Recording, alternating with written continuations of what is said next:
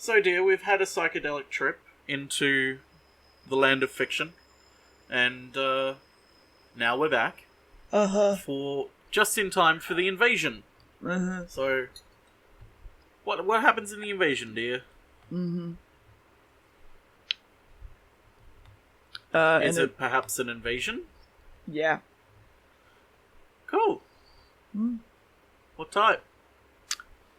The type where people invade. Oh, fancy. Yeah. One of the special types of invasions. I see. I see. So give us a play-by-play, episode by episode. Okay, fine.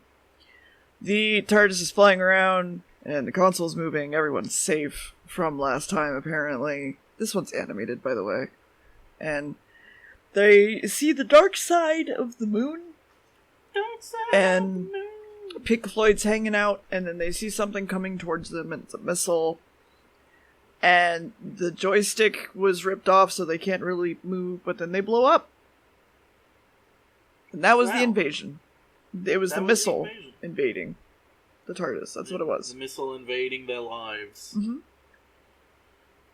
We do see a cow, though. That's nice. That is true. We do see a cow, and it's a very nice cow. A very good cow. It's just eating. And then the TARDIS teleports in next to it. They're fine. And then they turn on the camera and go, haha, there's a cow!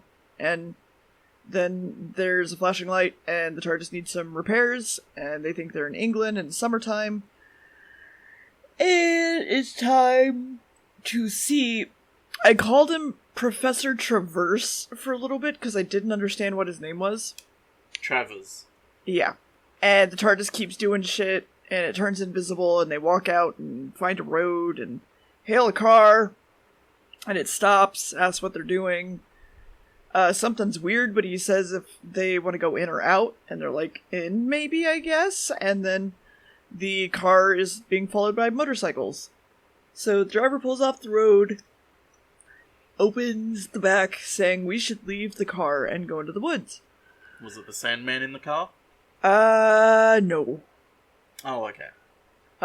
But there's apparently only one company. It's on their trail.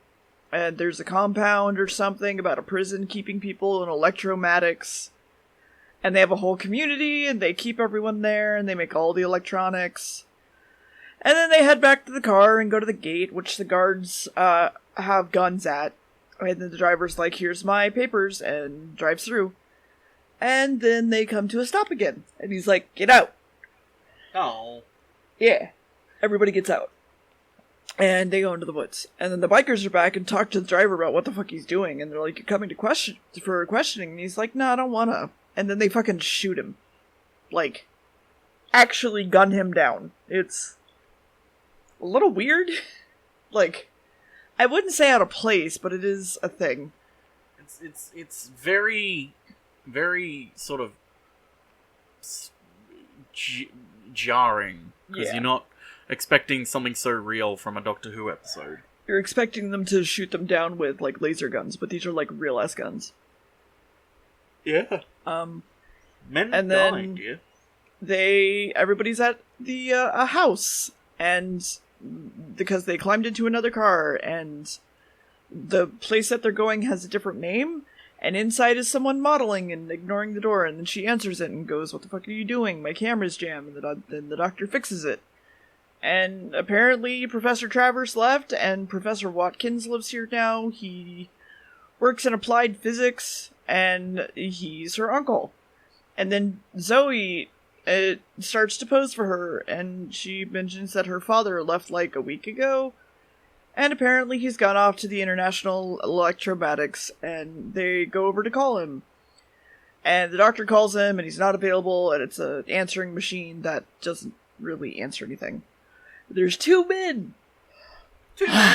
Following the doctor, though, as they head inside to the electromatics building, and they find a computer answering machine. And so they head out to find someone else, and the two men following mention that they're going into a dead end and they have to come out somewhere. And meanwhile, a man in a chair says we should deal with him, and a gas is released on them, and one dude wants to beat the fucking doctor's face in, but a floating head tells him, "No, Packer, please bring them to my office." And he's like, "Hey, you broke in," and they're like, "Sorry?" And I know you're looking for Watkins, and Jamie mentions, like, some circuits, and the doctor's like, "Shut the fuck up, Jamie," and he doesn't. And Vaughn goes, "Oh, we can help with that." And he offers Jamie a transistor radio. Yeah, that's what they do. He offers him a transistor radio. And the Packer takes them outside and shows them the fuck out, and he's like, "We're gonna fix these circuits," and the doctor thinks something's up with them, because he doesn't blink, and then Vaughn opens a door behind his chair, and we see a giant glowing crystal metal structure thing. It's Robot Pope. Robot Pope! Woo! And It's not robots. clear. Anyway, that's the episode. That was the episode, wow! Yeah, we're gonna try to get through this pretty quick. There's 8 parts to this one. You did fly through it. I'll fill in some of the gaps here. So, Professor Travers, if you're listening to this in the future, you will most likely already know who Professor Travers is. If not, welcome to the club. I'm kidding, I know who Professor Travers is. Dear doesn't though. Well, Dear lucky doesn't you. Care, though.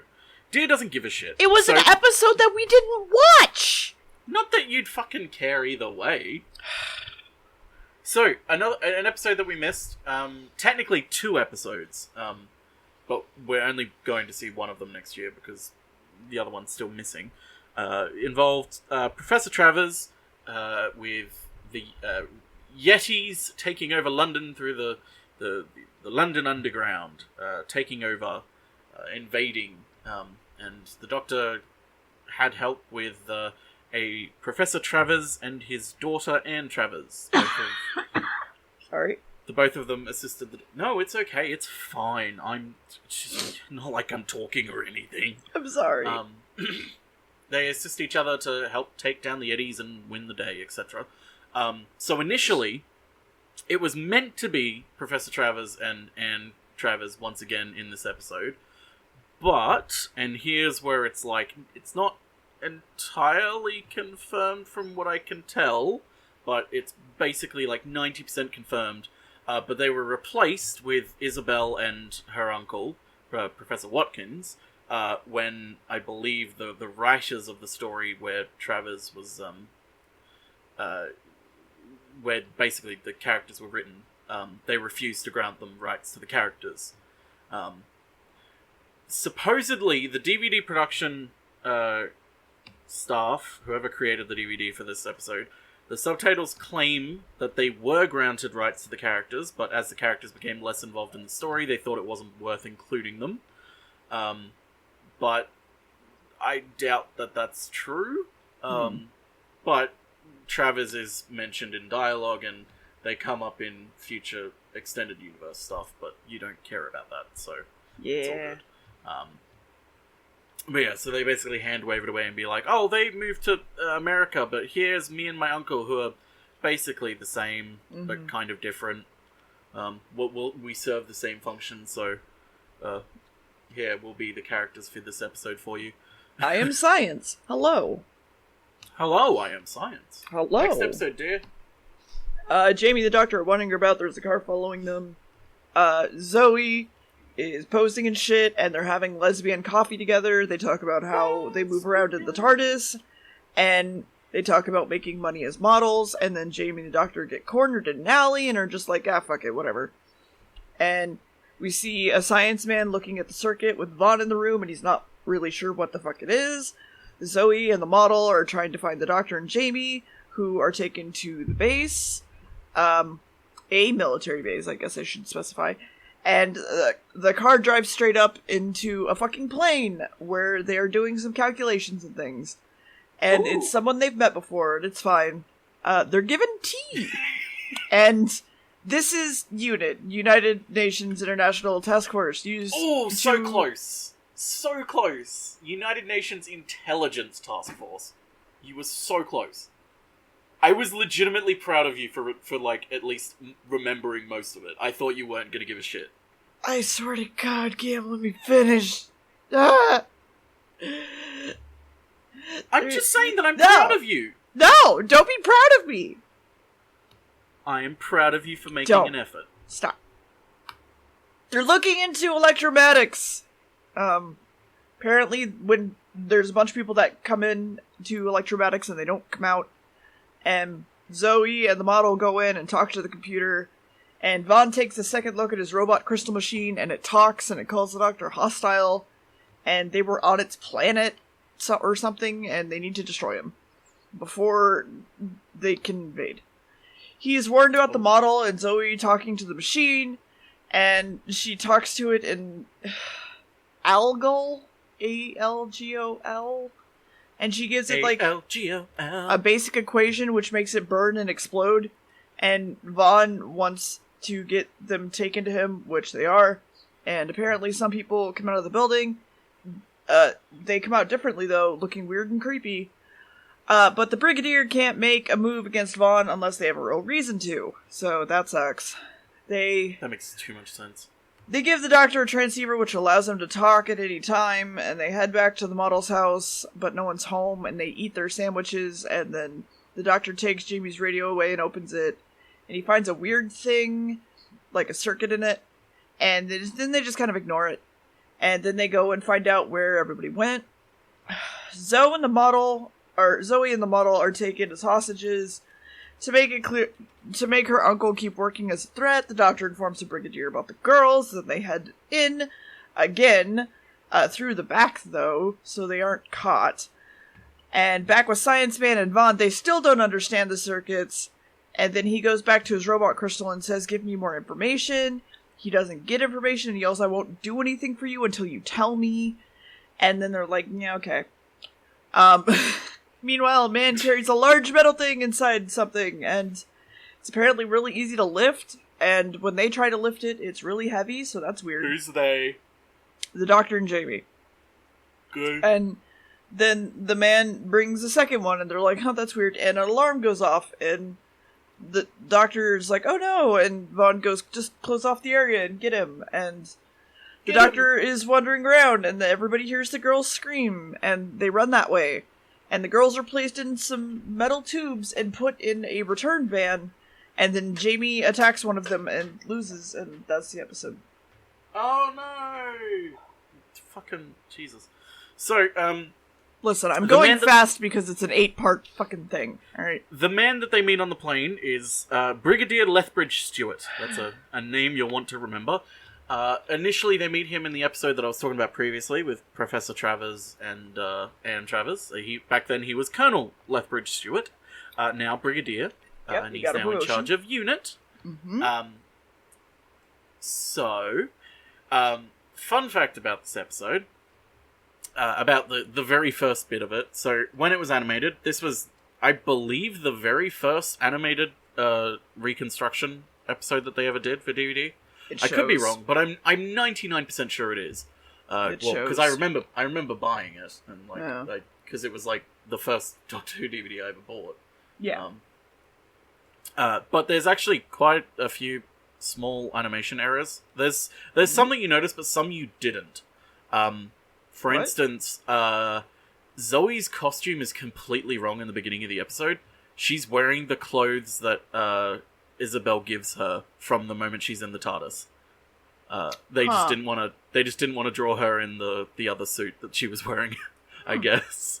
Also, a small hidden thing: the words "bad wolf" are written on Isabel's wall as kind of a little in-joke to the new series. Because that was the story arc at the time. Yes, because it was written everywhere. But yeah, it's the animation style grows and changes, and they still haven't even settled on an animation style. Like, the ones that they're releasing this year, in 2021, are completely different. They're changing the animation style again. It's like, okay. We'll see how that goes. But yeah, there's a quick fact about the receptionist computer, by the way. The voice of it was the director's wife. Oh. She did the voice for it, for the computer voice and the telephone voice. Yeah. What happens in the next episode, Jay?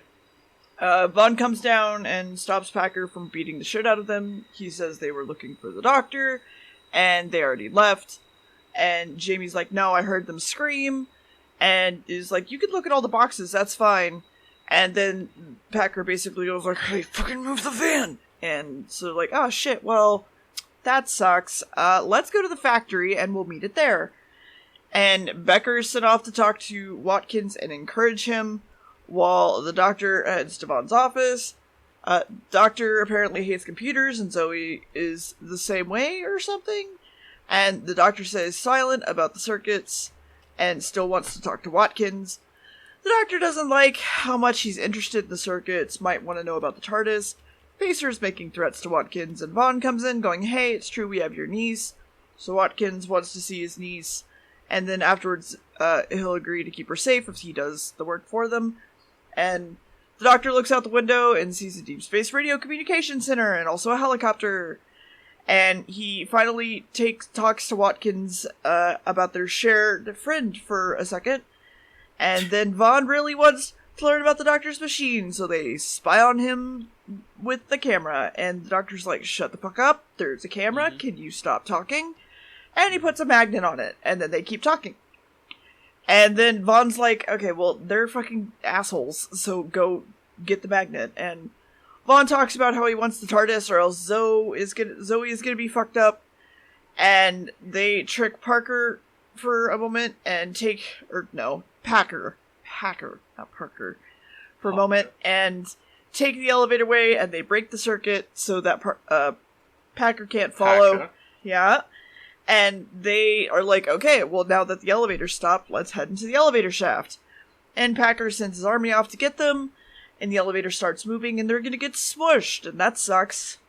And Packer's in there so he can smush them, and the Doctor and Jamie are now on the roof, and looking around, and then they take down a fire escape so they don't have to jump. And Vaughn is really, really upset that they're gone, and they stick their whole army after them, and then the army comes to search the trains and things, and Jamie hides in one of the containers, but then something inside the container moves, and then that was the episode. Ooh. Woo. Ooh. Ooh. Yeah.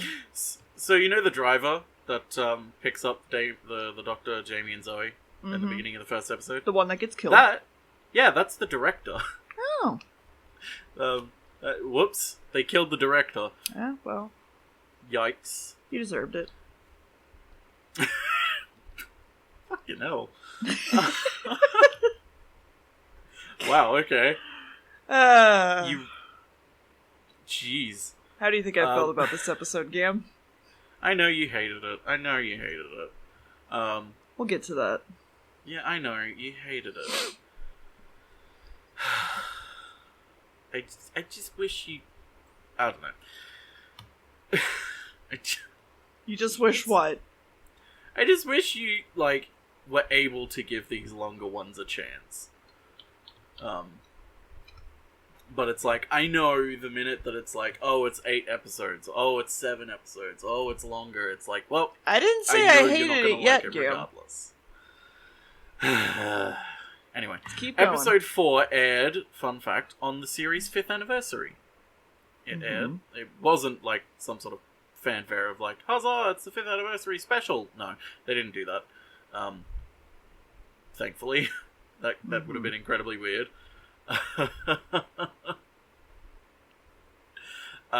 So... Zoe, Wendy Padbury, who plays Zoe, was on holiday during the week of episode 3, so that's why she's not in it at all. Which is kind of... You already picked up on it. You were like, oh, where's Zoe? Maybe she's on holiday or something. It's like, yep, yeah. She was. Yeah. Similarly, Jamie is on holiday in episode 8 because I don't think he had a break at all during any, like, filming of the series, so he was like, he needs a fucking break. So they... episode 8, they had already, like, pre-filmed an insert of him at the very end to make it done. But yeah, what happens in the next episode, Dan? So the guards have left, and the doctor and Jamie are okay, but Jamie points out that the crate moved, and he's like, yeah, we should look in there. However, they took the girls into the compound instead, so it wasn't them, and they're like, oh, I guess we should ignore that crate and go help.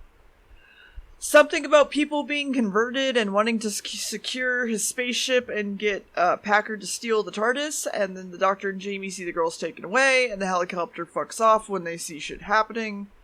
The Brigadier puts everybody on standby, and Vaughn, of course, instantly notices and then decides to do nothing. They send out an announcement over the intercom telling the doctor to turn himself in. The girls are locked in a room trying to figure stuff out, and look out the window and go, wow, that's a sheer drop. But hey, look, there's the doctor. And then he's like, shh, go away. And Zoe's like, oh, there's a camera. That makes sense.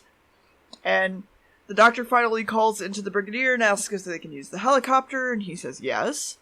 Vaughn looks outside, sees the helicopter go by, and sees it go for the girls, so they'll, like, shoot it down. They fly over, throw a ladder down, and then Jamie and the doctor throw the ladder further down the building so that the girls can climb out of it.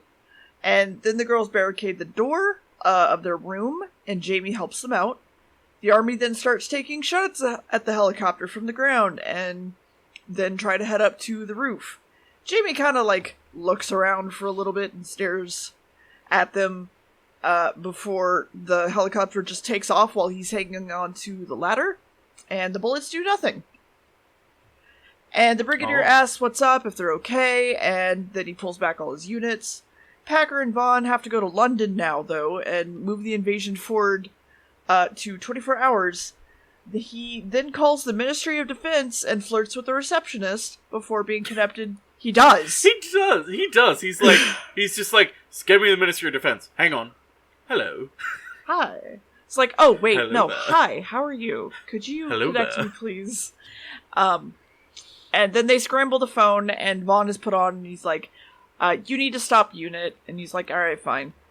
Back at the Brigadier's talking about action, and the doctor brings up the moon, and they're trying to figure out what's happening. He wonders if everything is connected to those UFOs they saw, and they're like, what? And Professor Watkins is also going to London to see, and wants to see Isabel, but still needs to work. Fighter planes were sent to check on the UFOs, but then weirdly disappeared over Vaughn's factories, which is strange. Oh, strange. Something's going on. And then they bring out more maps and show off the buildings in the area, and the doctor's like, hey, can I have a canoe? And then he and Jamie canoe up the fucking sewer to make their way inside and spy on some men doing stuff with a thing in a capsule and a flashing light, and then the thing comes out of the capsule, and it's a Cyberman. That's the episode. Nope. So the invading aliens are the Cybermen? Mm-hmm.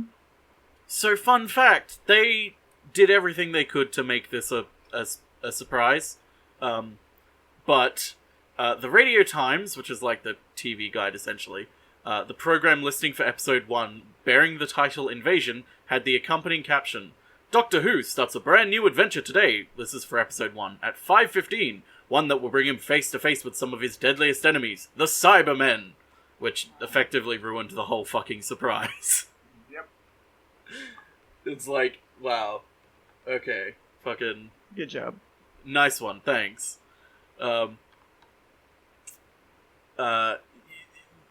So, this episode was initially meant to be, it was meant to be sort of used as proof that, like, Earth-based stories based on Earth, could be produced cheaply and effectively. The problem is that, ironically, this is the most expensive Doctor Who story ever produced when it was made. And remained so for, like, quite a number of years. Partially because they actually... I don't know if you saw it at the end of the credits for episode 8, but there's a little thing at the end of the episode 8 that says, thank you to the Army and the Air Force. Because they actually had, like, proper planes and jeeps and lorries and rescue helicopters, like, all these things from the Army and the Air Force. Yeah. Also, initially this was meant to be 4 episodes long, but the episode that was meant to come after it fell through completely, so they were like, well, this is going to get extended out to 8 episodes now, which I wish it didn't. I desperately wished it didn't, because I still love this episode, but it's like, it would have worked so much better. You could very easily edit this down to 4 episodes, and it would be perfect. Absolutely perfect. Yep. But yeah, it's kind of funny, but it does its purpose. Like, they decide to have a lot more Earth stories going forward, which has a bit of a detriment in that we don't get some fun alien locations, but it has its own charm. It works in its own way. Also, while oh wait, no, that happens next episode. Okay, yeah, what happens next episode, dear? Jamie and the Doctor want to run back to the canoe and get away, so they do. And then back at the Brigadier, they're just talking about shit and hitting on the model. And then the Doctor and Jamie show up, and they talk about what they saw.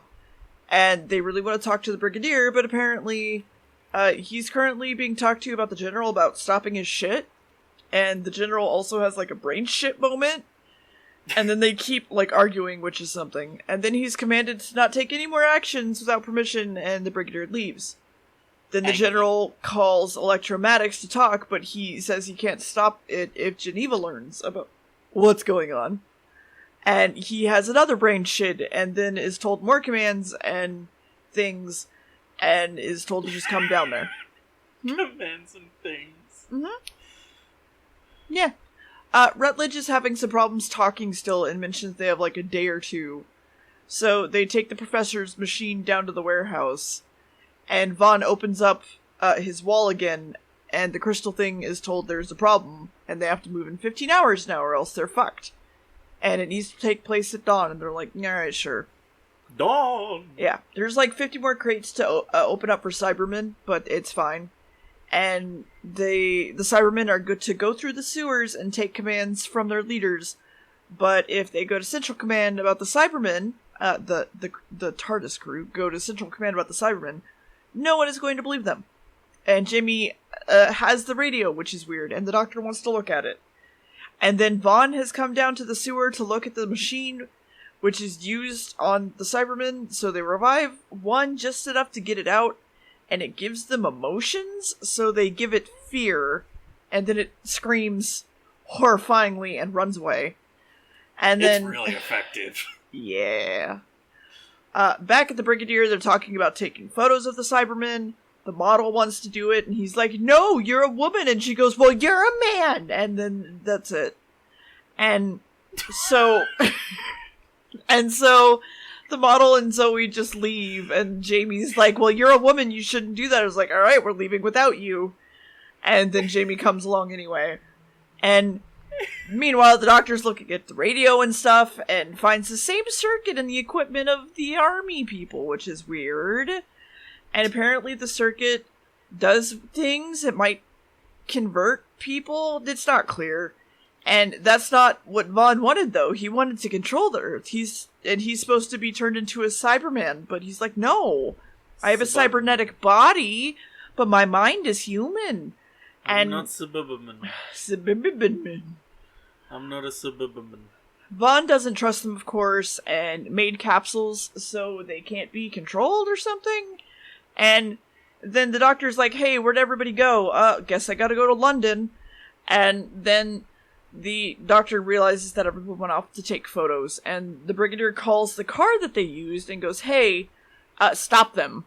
And the Doctor's like, alright, I'm gonna head off and do the circuit thing while you get my friends.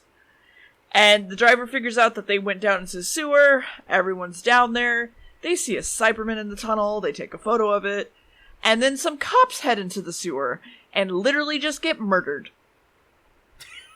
Well, and then... cop. A cop, yeah.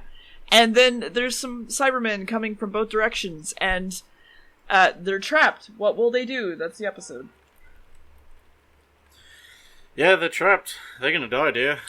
They're gonna die. Yeah. So, do you remember who is Corporal Benton? I kept pointing him out to you. No. The one with the sideburns. Oh. Which so one?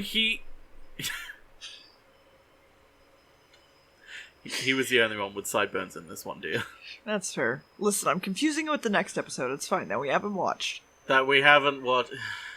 Yeah. We watched them out of order because of scheduling conflicts. Yes, it's fine. And I was hoping we would, like, get away with not mentioning it at all, but, like, every 5 minutes during the commentary, Dear was like, oh, this is from the next episode, and I was like, well, I guess there goes that fucking idea. I literally was just making Robot Pope jokes. I mean, you made it in the beginning of this fucking episode. You were just like, and it's revealed to be the Robot Pope. It's like, that's a joke from the next podcast episode, dear. Fucking whatever. It's fine. So, Corporal Benton, the actor that was initially meant to play him, basically was constantly late and delayed shooting because of it. So the director fired him and gave the part instead to the guy who did get it, John Levine, who at the time was an untrained extra and a monster actor who he noticed that he got on very well on set with Patrick Troughton and Fraser Hines because he was one of the Yetis in the Yeti episode, and in their off time, he would, like, dance in his Yeti costume to, like have some fun with them. So he initially signed on to be an extra, and he ends up being, like, one of the most beloved side characters in all of Doctor Who. Because he comes back. So it's like, what a fucking glow up. I mean, I'd say. So, going on from that, this was actually one of the first serials in which scenes were recorded out of order. As I said earlier, the insert with Jamie, that was all actually recorded at once. This is because their recording and editing technology has finally sort of improved. Like, wow, they can now record things out of order. Wow. Isn't that insane? So when they're escaping the warehouse, by the way, escaping the place and getting up on the helicopter and everything, according to Fraser Hines, the girl who plays Isabel, her skirt kept getting blown up around her neck while she was climbing the rope ladder to the helicopter. To avoid the same thing happening to his kilt, he remembered reading somewhere that the Queen had lead weights sewn into the hem of her skirt to stop this from happening to her. It so happened that Fraser's dresser was a keen fisherman who sewed some lead weights into his kilt. Oh. So it's like, oh, okay. How handy. Also, I mentioned this to you to remember the location. International Electromatics headquarters was actually the Guinness factory in Acton. According to the producer, once the free Guinness appeared, not much work happened in the afternoon. Of course. What happens in the next episode, dear? So the troops are looking down into the sewer, and the Cyberman that was freaking out and ran into the sewer runs past the crew and is now headed towards the other side. And then the captain calls for them, and the crew's like, I don't know what to do. If we call back, they're gonna hear us. And then the troops see some Cybermen, they're like, oh god. And then they throw some grenades as soon as the malfunctioning Cyberman comes up, because all the Cybermen are, like, now very confused. And then the one remaining Cyberman kills a dude who tries to run away.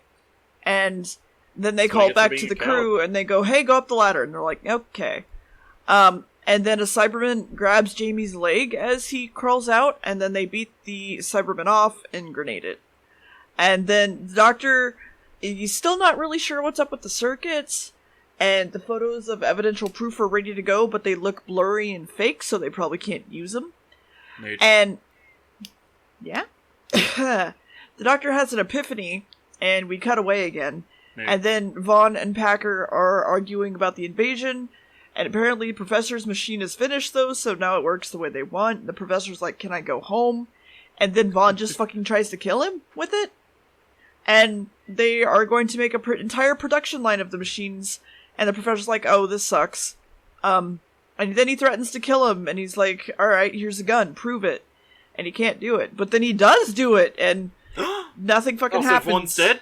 No. Vaughn's dead, right? No, he's cybernetic. But he got shot. He's cybernetic, remember? So he's fine. Oh. Yeah. I know. Model has a whole moment, by the way, back at unit, because everyone's having some tea and a rest, where she's like, I'm sorry I got someone killed. And then they make a note that the professor is going somewhere, so they're like, oh, we should rescue him. And then after all that, Vaughn is real upset about the situation, and at a man who ran away from them saving the professor, and then they kill him, and the professor doesn't know what the circuits do, though, so that sucks. And then the doctor realizes that the machines... What the machine do? The circuits are emotional circuits. Meanwhile, the Cybermen are mobilizing underneath London. And then the doctor is showing everybody something, and they get Jamie, and he's like, man, I just wanted to sleep. And he points out where the spaceship was, and they're like, they're gonna send a signal down to make everybody slaves. And Vaughn gets a call that everyone is moving into position. And everybody at the crew, and, wow, I can't think of their name. The Brigadiers group. Unit. Take out the circuit board things from all the electronics around them so that it won't affect them. But then it starts happening and the doctor fucking faints. And the Cybermen are crawling out of the sewers and everybody in the world is being controlled. And that was the episode.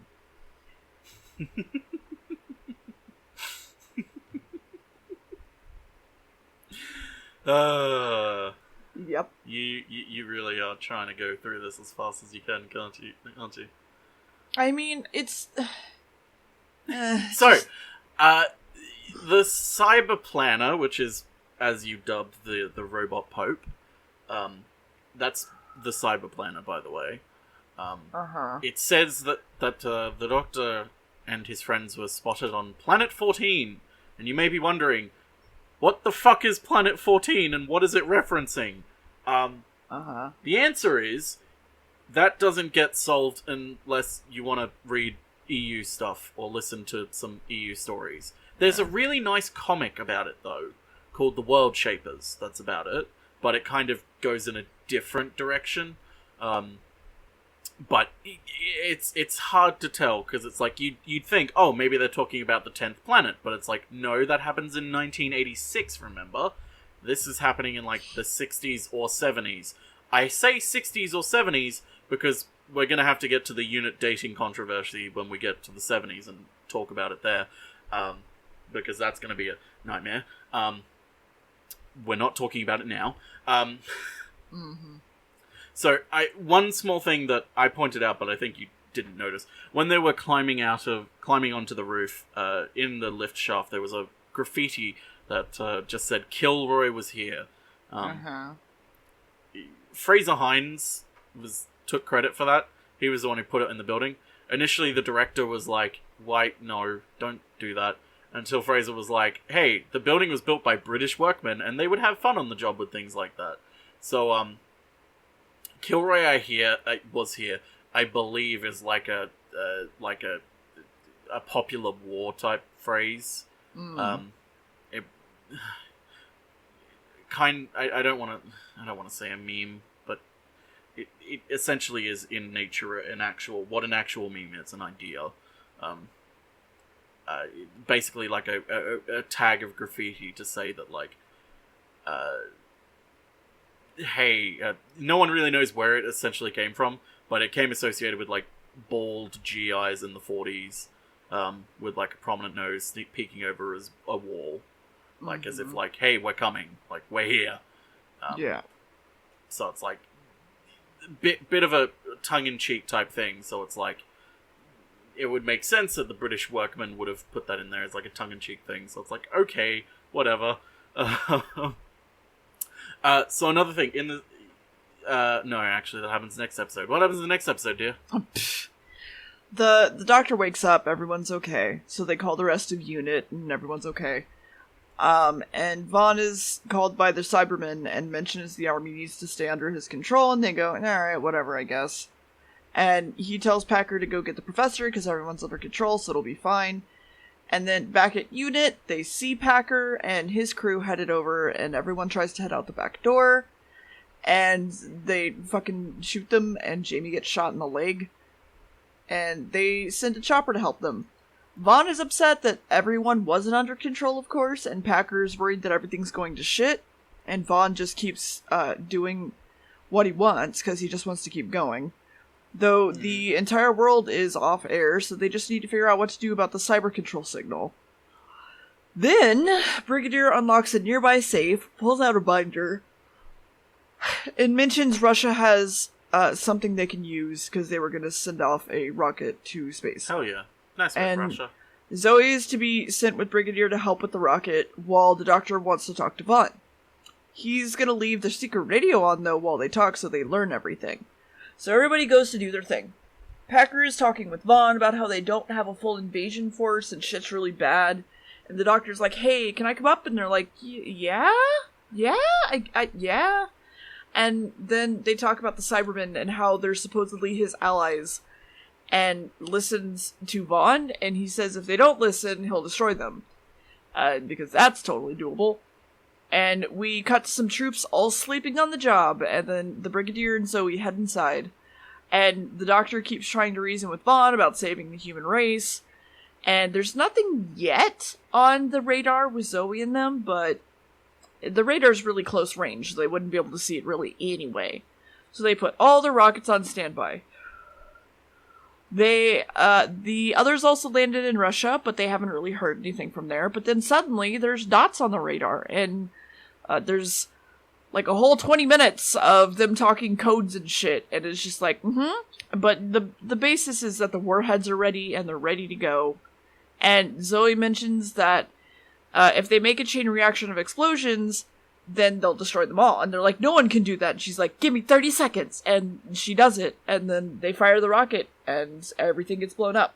And everyone's like, oh, wow! And then the Cybermen instantly blame Vaughn, and they're like, alright, we're taking over this invasion instead. And they fucking attack him. And we're just gonna bomb the entire Earth. So, fuck you. And that was it. Fuck you. Yeah. Yeah. Yeah. Yeah. Mm-hmm. Yeah. Yeah. Oh, you want me to talk? Yeah. Got anything else to say about this fucking... Do I have to? I know you're just gonna shit on it. Just talk, goddammit! So, this episode, it very clearly had a lot of influences. Influenced a lot by, like, spy thriller films and TV shows that were popular at the time. Tobias Vaughan is similar to Bond villains, etc., etc.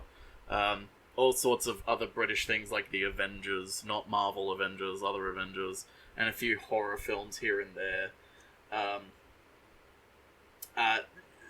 It's also kind of neat to mention that The Dark Side of the Moon was kind of big news in 1968. Well, not like massive news, but like it's kind of a thing. Because Apollo missions weren't just gearing up for the moon landing, but also making it possible to see the whole 40% of the lunar surface that nobody had even glimpsed before. Like, nobody had ever seen the dark side of the moon. So it was, like, kind of, like, a big deal. Mm-hmm. The Cerebration Mentor machine is only a slight exaggeration of the way children were going to be taught in the 80s, according to pundits. Like, they literally thought that, like, hey, technology will improve so much that kids will be able to learn by, like, radio transwaves straight to their brain type shit. Which we actually get to in the next story, which is a lot more about the education system and stuff like that. Which we definitely haven't recorded already. Yep. Fucking... God damn it. What? What? Nothing, dear. Nothing at all. Oh, alright. They were essentially... this episode was essentially, like, the Web of Fear, which is the episode that we skipped that had the Yetis and everything, and where we first meet everything. This is essentially, like, that episode number 2, but, like, bigger and better. It was also... It was also another sort of callback to the whole idea that, like, you know, the world was so close to destruction so many times. the fact that, like, Cold War and everything, and the fact that technology was advancing to a place where people were more worried about, like, it was becoming more accessible to... Genocide was becoming more accessible, essentially.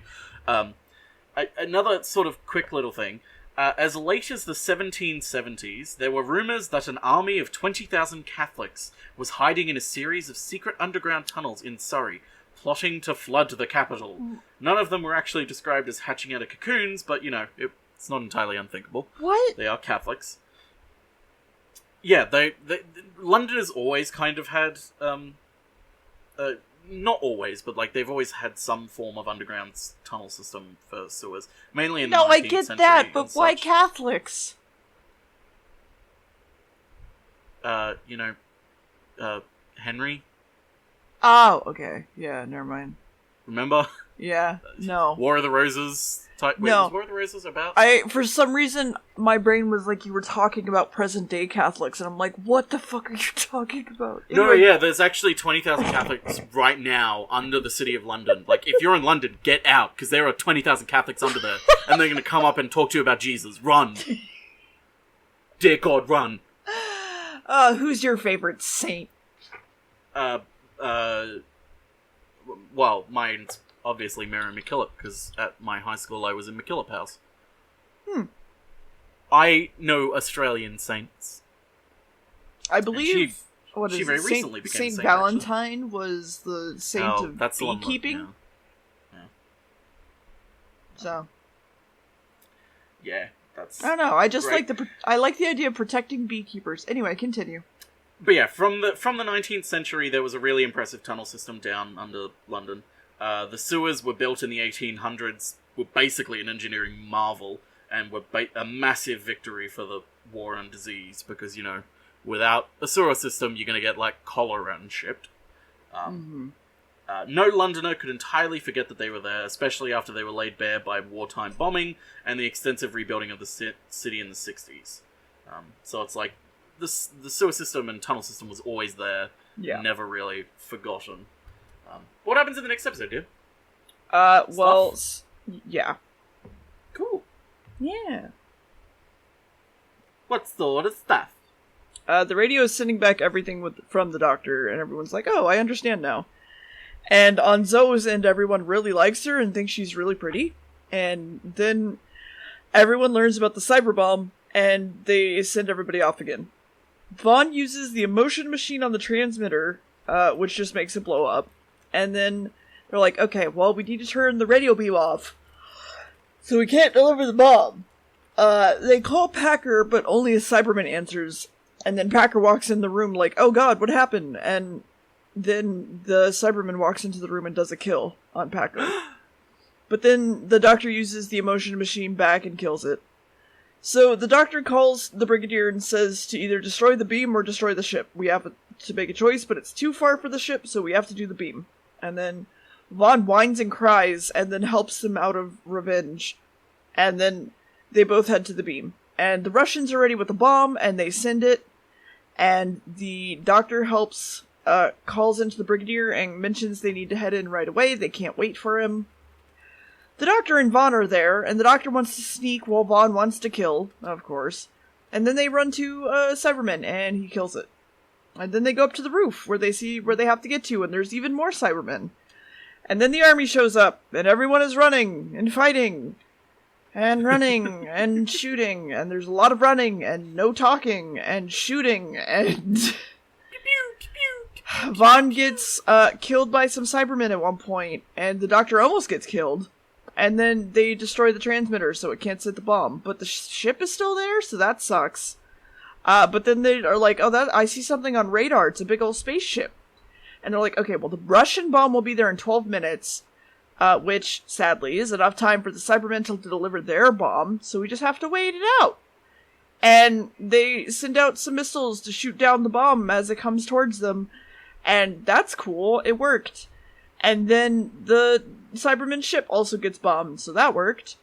And then they cut to Zoe and Isabel modeling and hanging out, and she's now a photographer or something. And then the doctor's ready to go, and Zoe's picked up, and they drop them off in a field, and everyone's like, goodbye!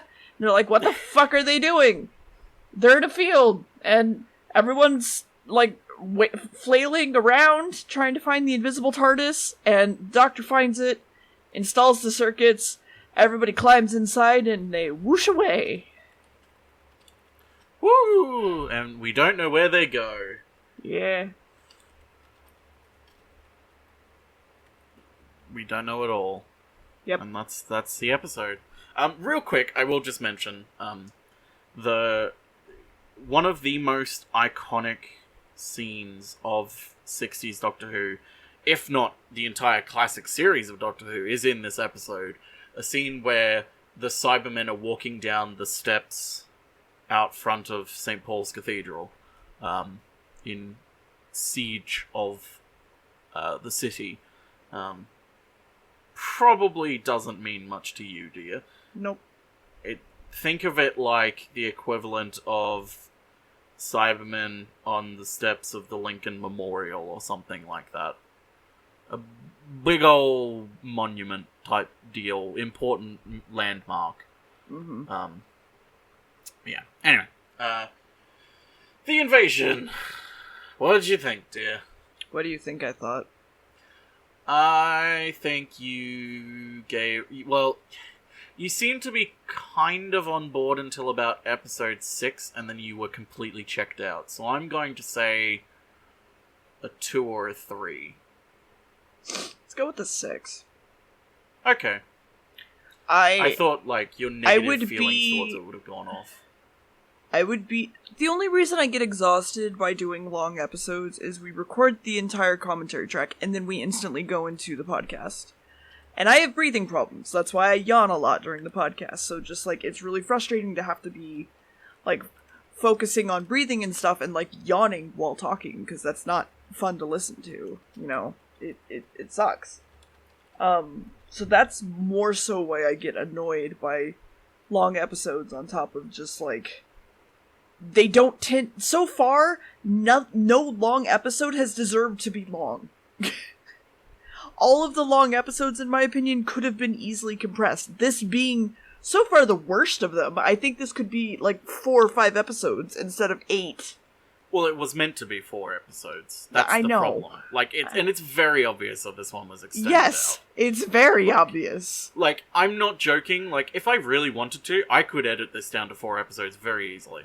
Like, there's a lot of scenes that don't need to be in this. Like, the scene of the Doctor going into the sewer and being like, hey, I'm in the sewer now, I'm on my way. It's like, that you don't need that scene. No, like, you don't. we know the Doctor's going in the sewers to go towards fucking International Electromatics. Like, that's we don't need this scene, really. Yep. The only reason that scene's good is because he does a little comedic thing with, like, he doesn't know which way to go, so he flips a coin, looks at the direction that the coin wants him to go, and then immediately goes the opposite direction. Mm-hmm. But other than that, it's like, this scene's not needed. Yeah. But, yeah. I do love this episode, but it would have been perfect if it was only 4 episodes. If the next episode that was meant to be didn't fall through, which was called The Dream Spinner, no idea what it's about, other than the fact that it was called The Dream Spinner. Probably something about someone controlling dreams and shit. If that hadn't fallen through, this episode would have been absolutely perfect, because it would have been just 4 episodes. You would have had the Cybermen reveal at episode 2, the climax of episode 2, most likely, and then episode 3 and 4, you would have had them dealing with the invasion in episode 3, and episode 4, sort of like the invasion over, and also, hey, we defeated the rocket. Yeah. But yeah, it's like, there's there's also a lot of technical jargon scenes that you don't need. Because, like, I understand having, like, science jargon, for example, but there's, like, a good 10 minutes of just military jargon that you just don't need at all. You don't need to understand, like, calculate this to this, and, Roger Wilco, yeah, this, that, this, and it's just like, just say you're launching the rocket. Just say you've homed it in. Launching the rocket. Yeah, just say you're homed in, and you're ready to launch the rocket, and then the other guy says go, and you're like, okay, like, I understand. Okay. Sort of thing. But it just... but it was fine. I was kind of bored, but I think that was also due to the length Not nearly Honestly, as bored as the last thing we recorded, but, like, still a little bored. honestly, not as bored as the last thing that we recorded, which is the next thing that we recorded, technically.